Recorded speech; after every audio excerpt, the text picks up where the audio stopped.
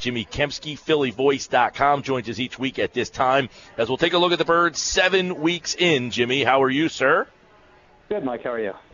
Always a pleasure, pal. And I know the bye week here, it's a little quiet at the Overcare Center, but I want to lead off with, obviously, Chip Kelly said he didn't think there was going to be any changes and nothing drastic leading into next week against the Dallas Cowboys. Do you think there are changes that could be made or should be made coming out of the bye? Because, this is where teams evaluate things and make some tweaks. I think the obvious one is, at what point do you remove Sam Bradford from the starting lineup?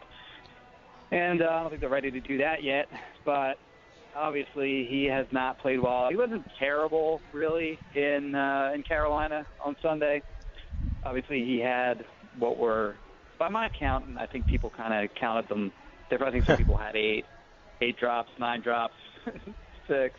I had 7 that I posted, and just egregious drops, and the majority of them in pretty crucial situations. Whether it be third down or a drop touchdown by Huff, or the game ender by Miles Austin. I mean, they almost. I think it's like 6 out of 7 of them. Either, and Jordan Matthews had one bounce off him that turned into a turnover. So I think like 6 out of 7 of them either ended a drive or wound up as a turnover, or just a huge missed opportunity, like the touchdown drop that led to 3 points instead of 7. So certainly you could give him a little bit of a pass in that game. Not that the majority of the balls that were dropped were particularly on the money either. There were a couple that were, others that weren't. That kind of helped with those drops.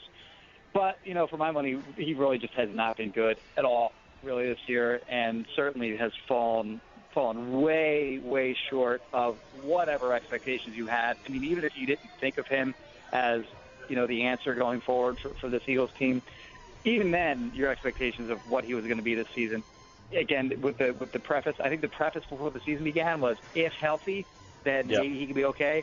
And he's been healthy, and he still has just not been good. And he just really hasn't been good at all. So at some point they're going to have to think, I would think, about making that switch. Just if the division is still within reach and they can pull that out somehow. I don't think there's any delusion that they're probably not going to go to the Super Bowl with Mark Sanchez at the helm. But, if Sam Bradford just keeps playing the way that he is, I don't know how you can keep rolling forward with him. Yeah, and obviously, Jimmy, I had posed this question on Monday because correct me if I'm wrong, if Sam plays less than 50% of the snaps this year, the Eagles would get a 4th-round pick. If you make the decision that he's not your quarterback next year, why not try to recoup something? At least you get that 4th-round pick. You then have 2 4th-round picks. You already have 2 3rd-round picks. Something's better than nothing if you don't intend to bring him back. Yeah, I can see the logic in that. If he plays this week, then obviously that'll be the 8th game of the season. And, they ran up-tempo for the majority of the first half of the season. I don't know what their snap count total is on offense, but if he does play another full game against Dallas, then that 50% threshold 50% of the games, right? Probably going to be met because they did kind of slow it down a little bit last week against Carolina. So I don't know if that's their game plan going forward. But, I can see the logic in that. I don't know if they're going to pay too much attention to that. In the past, the Eagles have had chances, and again, this is under a different regime, but in the past they had a chance to, not have to, and this was more about money than it was about draft picks, but Nnamdi Asomugha, for example, they had a chance to, not play him, and he wouldn't have met a certain snap threshold, and they wouldn't have owed him a big chunk of the cap. And they wound up playing him. And I think part of that is because you don't want to make, a pretty prominent NFL agent angry and he doesn't want to send players to your team anymore. But, this is a different situation where you can maybe recoup a draft pick. But I don't think they're thinking that way. I think Chip Kelly is worried about one thing and one thing only, and that is the 2015 season. I don't think he's looking forward to the 2016 NFL draft in any way whatsoever. But, I see your logic from a well, that's where being the coach is. That where being the coach and the GM, Jimmy, becomes a problem. Maybe. I don't know how many teams would do that. Would sit a guy just to recoup draft pick. I mean, if it's like a 1 or 2, then I think maybe have to do something like that for a fourth-round pick. I don't know if there's an ethics thing there. I really don't know if that's how some people around the league would see that. I really have no idea. Well, I guess in this situation, Jim, I guess the question is, you saw Sanchez play all year last year. Is it a significant drop-off to go from Bradford? I can see if it's an egregious thing. If you're just sitting them and you're going to Thad Lewis, or you're bringing Tebow in or something like that. But you're not going to it's not like it's an egregious switch at this time, which I guess would make it more explainable. It's not a drop-off at all. It's an upgrade. If they go from what Sam Bradford has been so far this season to what Mark Sanchez was a season ago, that's an upgrade. That's not a downgrade in my opinion at all. I mean, I think what the hope is for the Eagles is that Sam Bradford is going to realize this quote-unquote upside that he has, and he's going to turn it around and magically start playing better. And I don't know if that's going to happen or not, but when you compare what Mark Sanchez was a year ago and you compare it to what Sam Bradford is this year, I think quite clearly Mark Sanchez is the better quarterback. And I don't have a lot of disagreement with you there. Jimmy Kempski, PhillyVoice.com, at Jimmy Kempski. And look, I'm not sitting here saying it's definitive, but I don't think there's a drop-off. And if you want to say he's better, I'm okay with that. If you think Bradford's more talented, fine. But I don't think there's a drop-off. And if I'm the GM of the football team, I'm saying this isn't my guy going forward. I got to do something to recoup that second-round pick that I lost. If I get that fourth, I can maybe move myself back into the second round because I got 2 fourths and 2/3. I guess I'm thinking too much as the GM more so than the coach in this situation. But Chip Kelly, the GM, Chip Kelly, the coach, Chip Kelly, the play caller. To me, this is a team that lacks attention to detail. Does he have too much on his plate? Maybe. And actually, I think the attention to detail really was a major strength of Chip Kelly, not only in college but coming to the NFL, and the way that he ran his practices and how they get more reps in practice than any other team in the NFL, and all the sports science stuff and all the minute little details that they pay attention to. I think he is extraordinarily detail oriented, but I do agree that there have been, clearly details during football games that have, that they just haven't shown, rather, that they have, they're very detail oriented, because you see a lot of times receivers, kind of like putting their hands in the air, like I don't know a player on it, and then they snap the ball and it just kind of looks all disorganized, and the offense has been a mess. I mean, you look at some of the passes that he's made where the receiver thinks he's running one route and Bradford thinks he's running something else, and it just hasn't been pretty. It hasn't just been that Bradford has been inaccurate, or the receivers are dropping passes, or the offensive line has struggled blocking in the run game. There's been a lot of miscommunications on the offense so far this season, and I think that's kind of something that is going to happen anytime that you bring in so many new players. I mean, you're looking at a new quarterback, you're looking at a new running back, you're looking at a new receiver, a rookie one in Nelson Aguilar, and a guy kind of starting out, for the first time getting significant snaps on offense, and Josh Huff. And you have 2 new guards along the offensive line. They don't have a lot of continuity along that entire offense. Look at the other side of the ball, that defense, particularly the front seven, that front seven has been together for 3 years now. And the only guy really that's currently a starter that hasn't been with the team 3 years is the rookie Jordan Hicks, who's kind of not playing like a rookie at all. You can kind of, and that defense, it's not like I said, it's not like the personnel has changed all that much. And you look at the way they went from 2013, and they improved when you get to 2014, and then obviously they made a big jump this year from 2014 to 2015. And I think you're seeing the opposite of that with the offense, with all the changeover that they had. Jimmy Kempski's with us, PhillyVoice.com, at Jimmy Kempski, for all his Eagles coverage here. You mentioned the drops, and we know, I mean, there's no excuse for it. It's been terrible. But is this a situation where you put the drops mainly on the receivers, or does Sam Bradford, the quarterback, play a role in why some of these passes are being dropped, meaning some of these throws are hot, some of these throws are behind, some of these throws are high, or is he making good throws and they're just not catching them?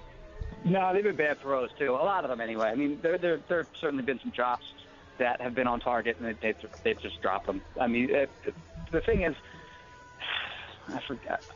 I want to make sure I attribute this to the right person. I think it was Berman from the Inquirer. He said the wide receivers aren't making the quarterback better, and the quarterback is not making the wide receivers better. And I agree. And I just think both sides have done a terrible job, both throwing the ball accurately, and the receivers haven't bailed him out whenever he's made borderline throws. So there's plenty of blame to go around. I mean, just the offense has been a mess, especially in that passing game in recent weeks, and just the drops. It doesn't, I've heard people wonder whether he just throws a not very catchable ball.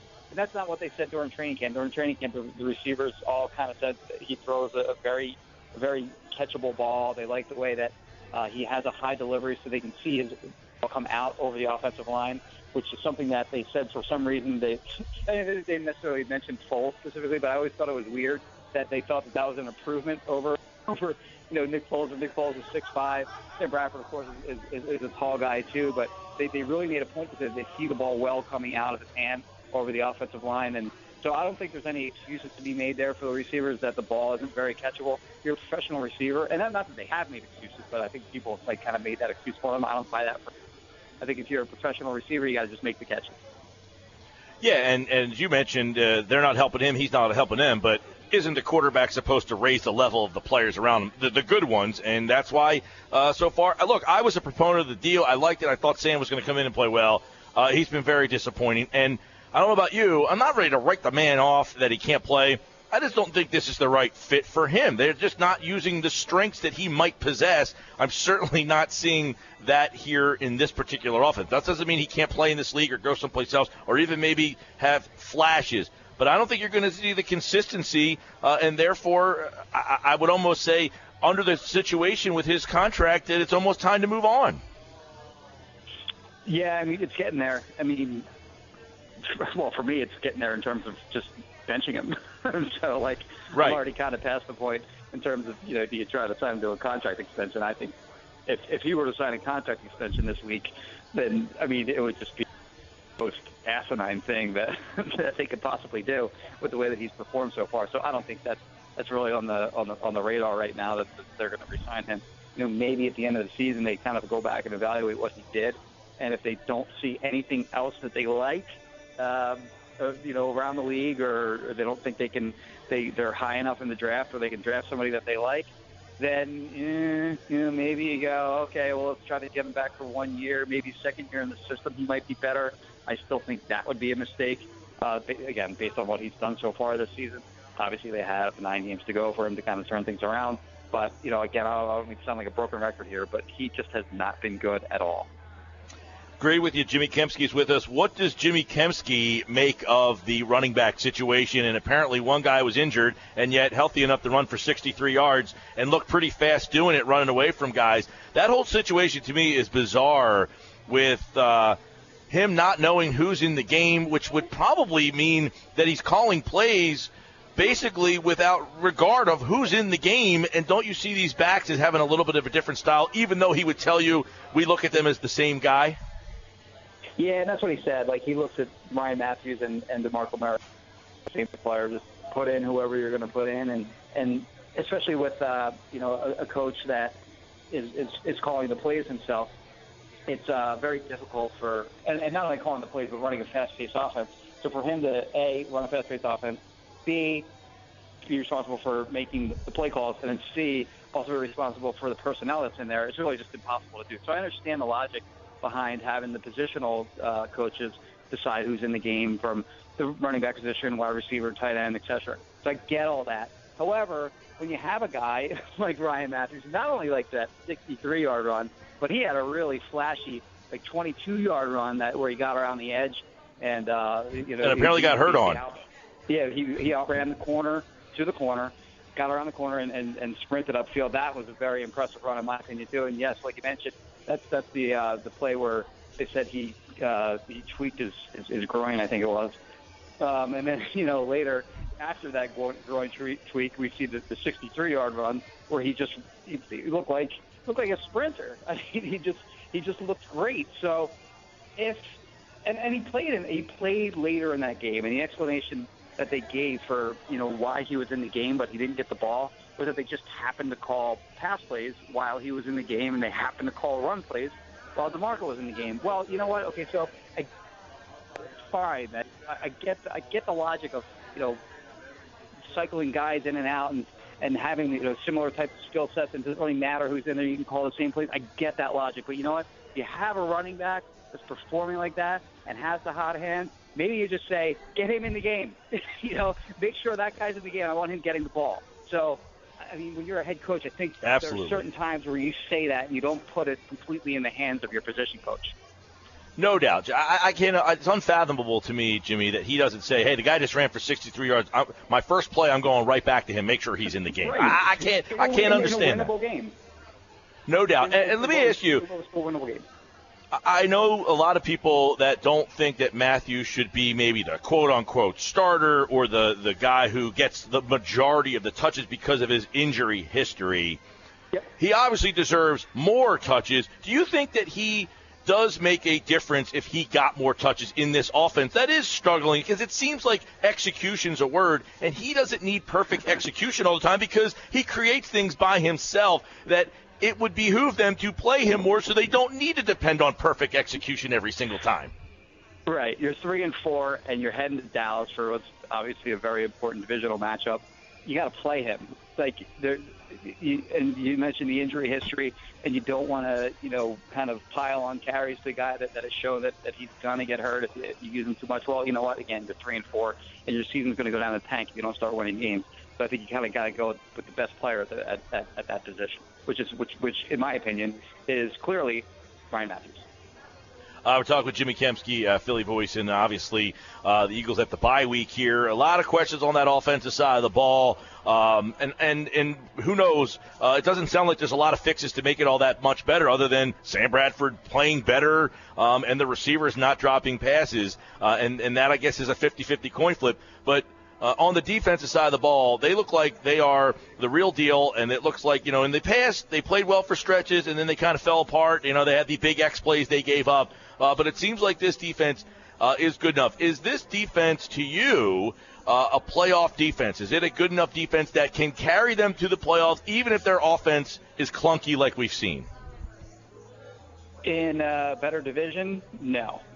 in the NFC East, yes. Yeah, because the Giants, in my opinion, are an overperforming 4-3 team. Dallas is just completely falling apart right now with Hardy slapping clipboards and their running back crying that he got benched, and Romo's still out, and they benched their backup and put their third guy in, and now he's throwing interceptions all over the place. So that's just a team that just kind of looks like they're in a free fall right now, and then you have the Redskins, who are the Redskins. So I think this division is certainly still winnable. I don't think they're going anywhere in the playoffs. If, not to sound like a broken record, but if Sam Bradford keeps playing the way he's playing, they have no chance in the playoffs whatsoever. Maybe the game if defense can create a bunch of turnovers. Defense has created 19 takeaways so far this season, which is the most in the NFL. And you look at the points that they've scored off those turnovers. I believe they have 59, and total points on the season they have 160. So that comes out to, I think off the top of my head, like 36-point-something% of their points this season have come off of turnovers that the defense has generated. That is the second highest percentage in the NFL.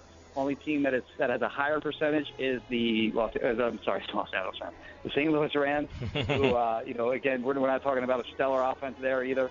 But so when you have a percentage that's that high, where your defense is basically forced to where your defense is basically your offense. That's just not a formula that's going to win for very long, because you're not going to continue to create turnovers at almost a 3 turnover per game rate. It's just not something that's really all that sustainable. The offense is going to have to start scoring points, and I really don't know if they can. The defense has already kind of showed that they have carried the team so far, and they're still only 3-4. So you kind of look at it that way. I don't think the defense is good enough to carry this particular. Can they carry an average offense? Sure. Can they carry this offense? Only anyone can. Yeah, that's the point. I think you make the good point there that this offense isn't even average right now. They're bad, and they've just shown no consistency. Even in the games, the Jet game where they scored that second half against the Saints, they still looked clunky doing it. And the odd part is they beat a Jets team that's pretty good, and they beat them on the road. They were in that game against the Falcons. They probably should have won on the road, and that game the other night on the road. So, I mean, they've had a couple of games on the road where realistically they're right there with some of these teams that are perceived to be pretty good. So I don't know what that says about this team other than, to me, they have the talent. That shows me that the penalties and the undisciplined nature and the mistakes and the sloppiness of this team is really holding them back. And ultimately, that goes to the coach. Right now, he at 7 games in, 3-4, Jimmy, he's got to be the guy that gets the most blame for this. Yeah, I'd be on board with that. I mean, I'm proud to have you. Their execution mantra is, I mean, valid, but to a certain extent. I mean, you can't just game in, game out, go, well, we didn't execute on that. We didn't execute on this. That 3rd and 9 play to Josh Huff on, awful. In the fourth quarter, where they just throw the quick screen to him against defense that has 2 linebackers that run sideline to sideline, better than any linebacker duo in the NFL, in my opinion, was just a crazy, ridiculous call. And I get, okay, maybe because your offensive line isn't protecting because Peters is out, or you've already seen enough drops from the wide receivers, or you just don't have effort to throw it past the sticks. Yeah, well, you know what? That 3rd and 9 screen pass is going nowhere. So, I mean, just to say that, everyone on the offense didn't make great blocks to open that up and allow Josh Huff to run for 9 yards after that catch. It's not execution. That's a crappy play call. And I don't mean to point at one play call as a reason that Chip Kelly hasn't really done a good job so far this year. But in my opinion, I do think that there's plenty to go around on the coaching staff, and it's not just execution. I do believe that certainly things aren't working in terms of scheme and like you mentioned earlier, just the sloppiness, the overall sloppiness of the offense. All right, Jimmy Kempski, Eagles get ready for Dallas next week. It'll be a big one. Des Bryant should be back in that game. No Tony Romo, obviously, but realistically, coming out of the bye, they got to get this thing turned around, and Sam Bradford's going to have to play a heck of a lot better to start getting people to buy into this team moving any further. At Philly Voice for more, phillyvoice.com for more on Jimmy's Eagles coverage, and, of course, every Thursday we got him right here. Thanks, Jimmy. Thanks, Mike. Appreciate it. Always fun with Jimmy Kempski, at Jimmy Kempski on Twitter.